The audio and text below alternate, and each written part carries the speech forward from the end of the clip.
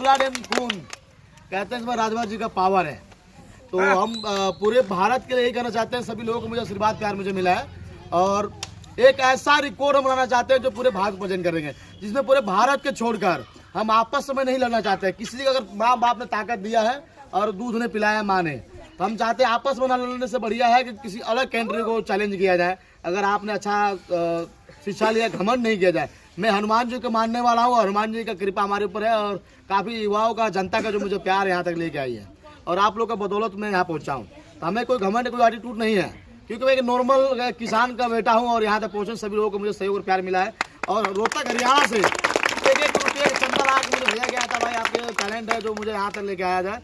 और सोचिए कि मैं एक मजदूर, एक पल्लेदार में हरियाणा सब्जी मंडी में करता था और वहाँ से निकलने के बाद मैं यहाँ तक पहुँचा हूँ।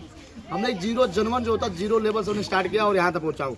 अब मैं बताना चाहता हूँ, बहराइच में इतना यूट्यूबर खड़ा कर दूंगा, इतना पत्रकार खड़े होंगे कि यहाँ पर सोच रहे हो जैसे बिहार हमारे है ना, बिहार जहाँ खान साहब, मनीष कश्यप, बड़े बड़े जो पत्रकार हैं, वहाँ पर पत्रकारों की वजह से वहाँ पे पूरी माहौल अच्छा है। हमारे इस एरिया में भी नहीं है। तो सुनो जी, खड़े हुए ना, कहाँ बैठे हुए, तो यहाँ पे है नहीं।